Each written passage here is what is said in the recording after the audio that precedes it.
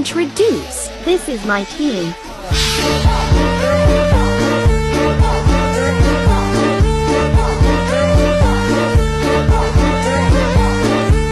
Pose with the fans. Pose with the pose with the pose with the pose pose with the fans. Pose with the pose with the pose pose pose with the fans. Fans. Pose with the fans. Pose with the pose with the pose pose with the fans. Pose with the pose with the pose pose with the fans. Fans. Assalamualaikum warahmatullahi wabarakatuh. Kami dari kelompok 1 ingin memenuhi tugas besar 2 mata kuliah akuntansi keuangan syariah dengan dosen pengampu Ibu Safira. Pada video kali ini, kami akan menjelaskan terkait akad mudharabah, mulai dari pengertian, syarat, rukun, hingga contoh dari transaksi akad mudharabah itu sendiri. Jika kalian ingin mengetahui lebih lanjut terkait akad mudharabah, yuk mari kita simak videonya sampai selesai. Yuk. Secara teknis, akad mudharabah adalah akad kerjasama usaha antara dua pihak, di mana pihak pertama yaitu sahibul ma'al yang menyediakan seluruh atau 100% modalnya, sementara pihak lainnya yaitu pihak mudharib yang mengelola usaha tersebut. Lalu sistem kerja akad mudharabah adalah sistem kerja yang adil, di mana resiko kerugian usaha sebagian besar ditanggung oleh pemilik modal, sementara pengelola hanya menanggung dalam bentuk waktu dan juga tenaga, kecuali jika kesalahan atau kerugian tersebut disebabkan oleh kesalahannya sendiri. Mudharabah terdapat 5 rukun. Yang pertama ada ijab dan qabul, yang kedua adanya dua pihak, yang ketiga adanya modal, yang keempat adanya keuntungan, dan yang kelima adanya usaha. Yang pertama ijab dan qabul. Ijab dan qabul yaitu kesepakatan antara pemilik modal dan pengelola usaha. Ini harus dilakukan secara sadar dan tanpa ada paksaan. Ini dapat dilakukan secara tertulis, lisan, maupun dengan menggunakan isyarat yang dapat dimengerti. Yang kedua adanya kedua pihak, yaitu pemilik modal atau sahibul mal dan pengelola usaha atau mudharib. Keduanya harus memenuhi syarat, yaitu berakal, balik, dan memenuhi ketentuan. Yang ketiga adanya modal. Modal yang diberikan yaitu aset yang diberikan untuk memulai usaha, dan aset yang diberikan harus dapat berupa uang tunai atau aset yang dapat dinilai secara langsung. Yang keempat adanya modal. Modal yang diberikan oleh sahibul mal harus dilakukan untuk usaha yang efektif dan produktif. Jenis usaha yang dilakukan harus berdasarkan dengan ketentuan antara sahibul mal dengan mudharib. Yang kelima, adanya keuntungan. Keuntungan atau rib adalah usaha atau pendapatan yang dihasilkan dari pemilik modal. Keuntungan dapat dibagi sesuai dengan presentasi atau bukan nominal tetap. Terdapat 6 syarat dalam transaksi akad mudharabah. Yang pertama, modal harus dinyatakan dengan jelas. Modal harus bersifat spesifik dan transparan, baik dalam bentuk uang maupun aset lainnya yang akan dikonversikan menjadi uang. Lalu, jika modal dalam bentuk barang atau properti, barang tersebut akan dilakukannya penilaian akuntansi untuk guna mengetahui nilai pasar agar tidak terjadi ketimpangan dalam pengelolaan. Dan modal tidak boleh bersifat spekulatif dan ketergantungan terhadap aset yang belum terrealisasi, contohnya modal dalam investasi yang belum cair. Yang kedua, modal akan diserahkan kepada mudharib. Pemilik modal akan memberikan modalnya kepada mudharib secara bertahap sesuai kesepakatan dalam akad.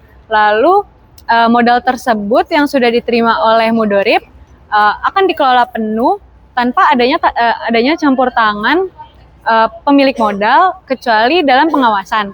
Lalu modal bisa dalam bentuk uang, barang, atau aset produktif lainnya yang dapat berguna untuk menjalankan aktivitas operasi usaha tersebut. Dan yang ketiga, modal harus dalam bentuk tunai dan bukan piutang, karena pada syarat ini menyatakan bahwa modal harus dalam bentuk liquid agar bisnis langsung dapat dijalankan. Lalu apabila modal dalam bentuk piutang akan sangat beresiko tinggi karena belum pasti dapat dicairkan dan tidak bisa dijadikan sebagai dasar akad. Dan hal ini juga bertujuan untuk menjaga keadilan dalam pembagian keuntungan karena piutang dapat mengalami fluktuasi nilai. Syarat yang keempat, pembagian keuntungan harus dinyatakan dalam bentuk persentase. Maksudnya, pembagian keuntungan harus dinyatakan dalam bentuk persentase dan bukan dalam jumlah yang tetap. Misalnya, pembagian 60% kepada pemilik modal dan 40% kepada pengelola usaha. Hal ini dilakukan agar adil dan sesuai dengan prinsip syariah.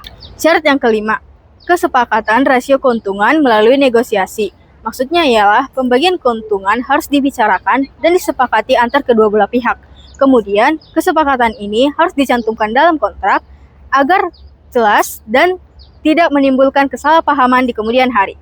Syarat yang keenam, keuntungan dibagi setelah modal dikembalikan. Maksudnya, keuntungan dari hasil usaha dapat dibagikan setelah modal dikembalikan kepada pemilik modal. Hal ini dilakukan untuk menjamin hak dasar dari pemilik modal sebelum keuntungan dibagikan kepada kedua belah pihak. Jenis akad mudharabah terbagi menjadi dua. Yang pertama itu ada mudharabah mutlakah yang dimana pemilik dana ini memberikan kebebasan kepada pengelolaan dana dalam pengelolaan dana investasinya.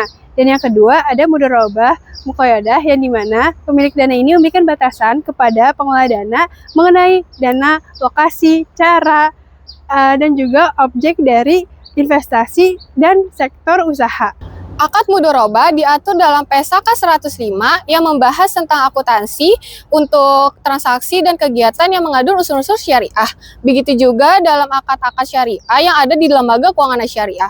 Lalu ada ketentuan dalam PSAK 105 yaitu laporan keuangannya harus mencakup informasi tentang akad, jumlah investasi, dan pembagian hasil. Lalu pembagian hasil tersebut jika mengalami keuntungan itu akan dibagikan kepada nisbah yang telah disepakati dari awal, sedangkan mengalami kerugian itu akan ditanggungjawabkan pada pemilik dana tersebut. Hai semuanya, hari ini kita akan ngobrolin bagaimana konsep ekonomi syariah menjadi bisnis kekinian, terutama bagaimana kerjasama untuk teman-teman yang ingin memulai bisnis nail art. Oh ya Siva, seingat aku, kau pengen punya usaha di bidang nail art. Nah, kebetulan banget nih, aku tertarik sama ide usaha kamu di bidang nail art. Apalagi sekarang, tren custom art online tuh udah makin booming banget. Tapi aku nggak punya keahlian. Gimana kalau aku bantu kamu dari sisi modalnya aja? Wah serius Filza, kebetulan aku udah lama banget tahu pengen buka jasa nail art custom dan perlengkapan nail art secara online. Aku bisa sih ngurus produksi dan pemasarannya, tapi emang aku kurang modalnya nih Filza. Ya udah kalau gitu, kita bikin kerjasama mudharabah aja. Kamu yang mengurus operasionalnya, nanti aku yang danain. Oke, boleh. Nah, ini nih inti dari mudharabah. Filza berperan sebagai sahibul ma'al, yaitu pemilik modal, dan Siva berperan sebagai mudarib, yaitu pengelola usaha. Jadi Filza, kita sekarang tentuin dulu nih. Misal nih, kamu kasih modal ke aku 10 juta. Nah, kita bagi hasil, jadinya tuh 60 banding 40. Nah, aku 60%-nya karena aku yang ngurus operasionalnya. Menurut kamu gimana? Aku setuju sih, tapi kalau rugi gimana? Kalau rugi dalam mudharabah itu, jika ruginya itu bukan kelalaian aku, maka kamu sebagai pemodal harus menanggung kerugian itu. Tapi jika memang itu kelalaiannya dari aku, maka aku harus bertanggung jawab, Filza. Gimana menurut kamu? Oke sih. Nah, betul banget. Dalam akad mudharabah, risiko usaha akan ditanggung oleh pemilik modal, kecuali risiko usaha tersebut mengalami kerugian akibat pengelola usaha. Filza, ini laporan keuangan bulan ini. Alhamdulillah, kita untung 3 juta. Jadi sesuai kesepakatan awal, kita kan bagi 60 banding 40 kan. Jadi aku 1,8, kamu 1,2. Menurut kamu gimana? Wah, Masya Allah, kita keren banget. Semoga usaha kita bisa makin berkembang. Next step, mungkin kita bisa buka workshop offline. Oke. Dalam kolaborasi tersebut menunjukkan bahwa prinsip Islam bisa menjadi bisnis modern, yaitu mudharabah bukan hanya tentang keuangan, tetapi juga tentang membangun kepercayaan. Nah, menurut kalian gimana nih teman-teman? Ternyata konsep mudharabah itu bisa banget loh dipakai buat usaha online di zaman sekarang, modal dari satu orang, dan kalian dari pihak yang lain. Yuk, kita optimalkan ekonomi berbasis syariah dalam kehidupan sehari-hari. Yuk. in Jakarta, sort of modern Sparta, had no chance against the teenage suburban.